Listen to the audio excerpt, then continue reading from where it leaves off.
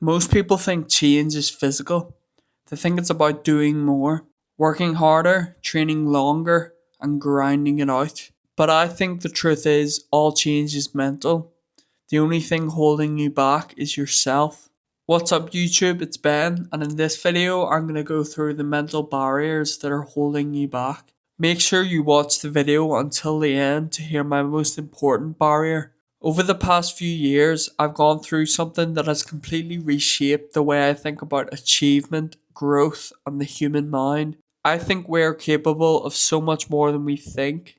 I sustained a brain injury in a car accident, and when I was told of how severe it was, I could have accepted it, accepted that my life would be limited and my best days were behind me.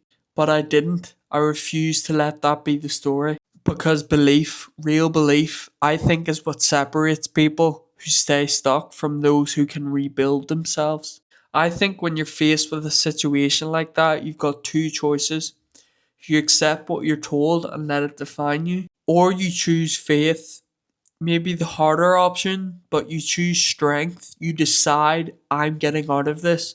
And once you make that decision, everything changes. Recovery from this accident has showed me something I never really understood before. The mind is in control, the body follows the mind. Every single change in your life begins with a decision in your head. Whether you're chasing fitness goals, work successes, or just trying to become a better person, it all starts with how you think. These things start to become a priority and dominate your thoughts. A lot of the books that I've read this year have talked about this: psycho-cybernetics, mindset, the courage to be disliked. They all say the same thing. Napoleon Hill says this as well, but your thoughts become your reality.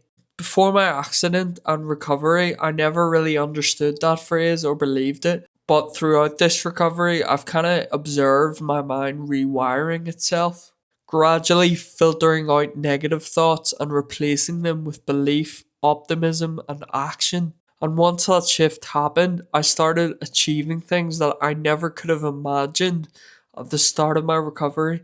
I think what a lot of people need to understand is that your mind doesn't automatically work for you. It will work against you until you train it to work for you. Having changed the way I think most people are stuck behind invisible walls that they've built themselves in their heads. These are mental barriers that will stop you before you even start, and I've been there. And these barriers are everywhere. The belief that you're not good enough, the belief that you don't have time, that someone else has better luck or genetics, that your situation is different. But I think now what I've realized is that every single one of those thoughts is a story that you're telling yourself, and you can change that story. We'll start with one that I think is the most fundamental, and that is limiting beliefs. The idea that other people are naturally good at something and you're not, that success belongs to certain types of people and not you. I used to think that way too, until I realized that no one is born with perfect confidence and unstoppable discipline. These traits are learned through repetition and mindset. Limiting beliefs keep you stuck because ultimately they stop you from trying. And the moment you stop trying, you confirm that belief to yourself. And I think the truth is, belief comes before ability. You have to believe you can before you ever will. The second mental barrier is comparison.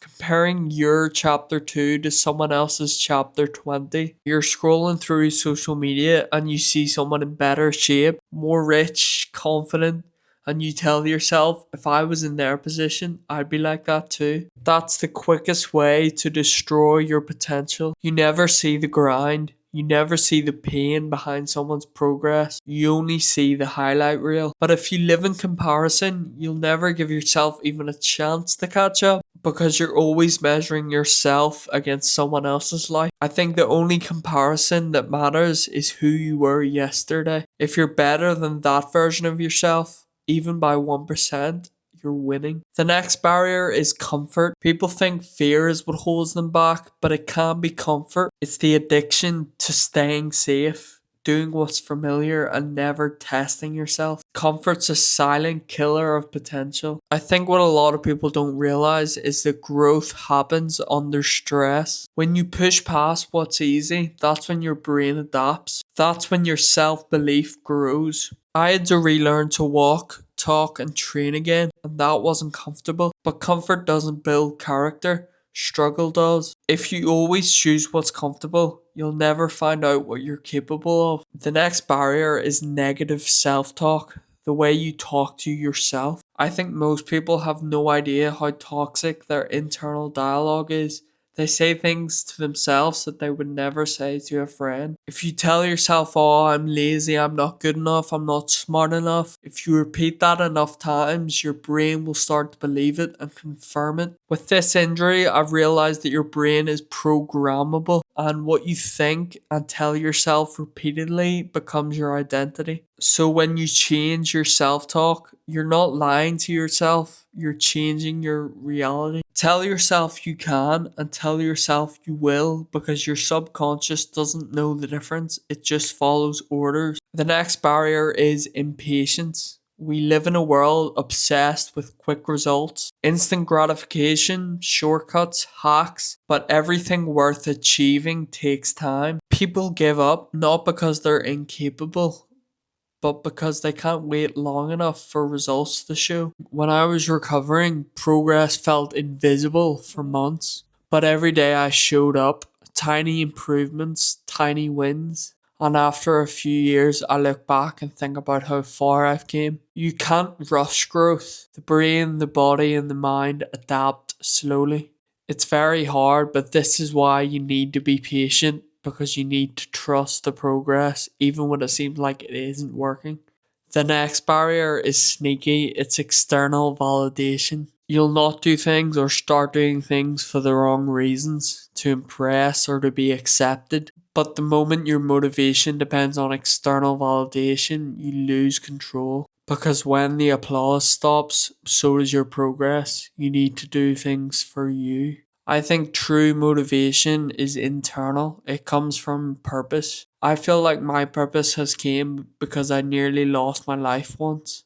So I feel very grateful to have a second chance. So this is the most important message. If you take one thing from this video, it's this. You become what you believe. If you believe you're limited, you are. If you believe you can, you will. So from this point on, stop accepting your limitations as facts and rewrite the script. Decide who you're going to be and then prove it every single day. Please like the video and share if you found this useful. I believe so many people are one mindset shift away from changing their lives. And remember, the brain, the mind, is the most important muscle that you will ever train. Thanks for watching. Peace. Smile, baby.